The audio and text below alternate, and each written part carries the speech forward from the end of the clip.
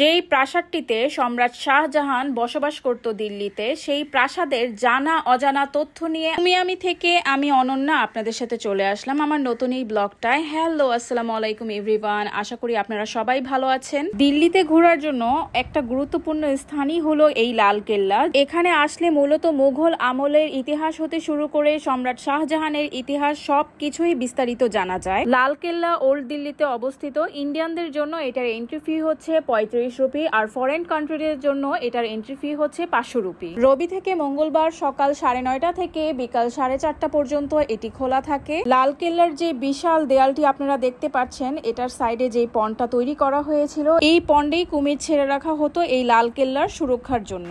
আর এই লালকেল্লার দেয়ালে এক ধরনের পিচ্ছিল পদার্থ দিয়ে রাখা হতো, যেন কেউ দেয়াল টপকে কেল্লার ভিতরে প্রবেশ করতে না পারে। আমরা এখন ঢুকে গেলাম লালকেল্লার ভিতরে ঢোকার জন্য এই গেট দিয়ে ঢুকতে হয়, আর এই গেটটাকে লাহোরি গেটও বলা হয়। লালকেল্লার ভিতরে ঢুকতেই সুন্দর একটা বাজার আপনারা দেখতে পারবেন। এখানে অনেক ইউনিক জিনিস পাওয়া যায়। এখানে যেরকম জিনিসপত্র আপনারা সস্তায়ও পেয়ে যেতে পারবেন, আবার কিছু কিছু জিনিস আপনারা অনেক দামিও পাবেন। তবে এখানকার জিনিসগুলো একটু দাম হবে, এটাই স্বাভাবিক, বিকজ লালকেল্লার ভিতরে জিনিসগুলো আপনারা পাচ্ছেন তা বলে একটা কথা। আমি এখানে কিছু ইউনিক জিনিস দেখেছিলাম, যা আমি এখানে পরে অন্য কোনো শপিং মলে পাইনি, যার জন্য আমার পরে আফসোস হয়েছিল যে কেন আমি এখান থেকে নেইনি জিনিসগুলো। আসলে যা যখন পছন্দ হবে তা তখনই কিনে ফেলাটাই বুদ্ধিমানের কাজ, এটা আমি দেখেছি। এখন যে স্থাপনাটি আপনারা দেখতে পাচ্ছেন, এখানে একটা মুঘল রেস্টুরেন্ট আছে, যেখানের ভিতরে গিয়ে আপনারা খাওয়া দাওয়া করতে পারবেন। আর এখানকার ভিতরে যারা খাবার সার্ভ করে তারা একদমই মুঘলের ড্রেস পরেই খাবার দাবার সার্ভ করে। এই বিলাসবহুল লালকেল্লাটি তৈরি করা হয়েছিল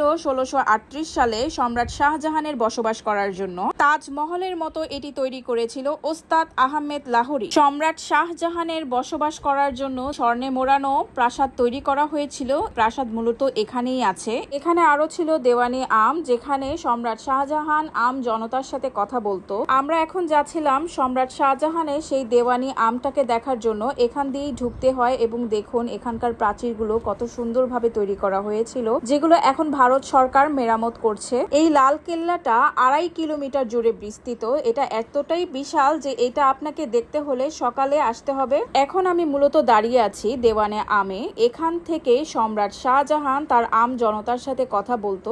আর সাদা যেই সিংহাসনটা আপনারা দেখতে পাচ্ছেন, ওখান থেকেই সম্রাট শাহজাহান বসে আম জনতার সাথে কথা বলতো। আর এখানে প্রজারা যেখানেই বসতো, সেখান থেকেই সম্রাট শাহজাহানের সিংহাসনটা দেখা যেত। অনেক সুন্দর করে এই স্থাপনাটি তৈরি করা হয়েছিল সেই সময়কার যুগে। আর একটু সামনে হেঁটে আমরা মিউজিয়ামে ঢুকে গিয়েছিলাম। এই মিউজিয়ামে ভিডিও এলাও ছিল না, যার জন্য আমি ওভাবে আপনাদেরকে তেমন কিছু দেখাতে পারিনি। কিছু ছবি তুলতে পারায় আমি আপনাদের সাথে সম্রাট শাহজাহানের পোশাক, সেই সময়কার ব্যবহৃত বন্দুকগুলো এবং মুদ্রা, এসব কিছু তুলে ধরার চেষ্টা করেছি। 3টা মিউজিয়ামের মধ্যে আমার এখানে আর্ট গ্যালারিটা অনেক ভালো লেগেছে, যা আমি আপনাদের কাছে একটু তুলে ধরার চেষ্টা করেছি। এই লালকেল্লার ভেতরে ঢুকতে এবং বের হতে এরকম 2টা বাজার পড়বে, যেখান থেকে আপনারা আপনাদের প্রয়োজন মতো জিনিস কিনতে পারবেন। আর তাছাড়া এখানে আরো 2টি মহল আছে, একটা হচ্ছে দেওয়ানি খাস আর একটা হচ্ছে খাস মহল। আমার এই দিল্লির ভিডিওগুলো অনেক আগে শুট করা, যেটা আমি আপনাদের সাথে এখন শেয়ার করে দিলাম। আর আমার ভিডিওটা ভালো লাগলে অবশ্যই আমার পেজটাকে লাইক, ফলো এন্ড শেয়ার দিয়ে আমার পাশেই থাকবেন। আর আমার টিপস থাকবে, আপনারা দিল্লিতে গেলে অবশ্যই লালকেল্লায় ভিজিট করবেন, অনেক কিছু দেখার আছে। আর ব্লগটা কেমন লাগলো আপনারা অবশ্যই কমেন্ট করে জানাবেন। জামা মসজিদের ব্লগটা নিয়ে আমি চলে আসবো আমার আগামী ব্লগে। ততক্ষণে ভালো থাকবেন, সুস্থ থাকবেন। আল্লাহ হাফেজ।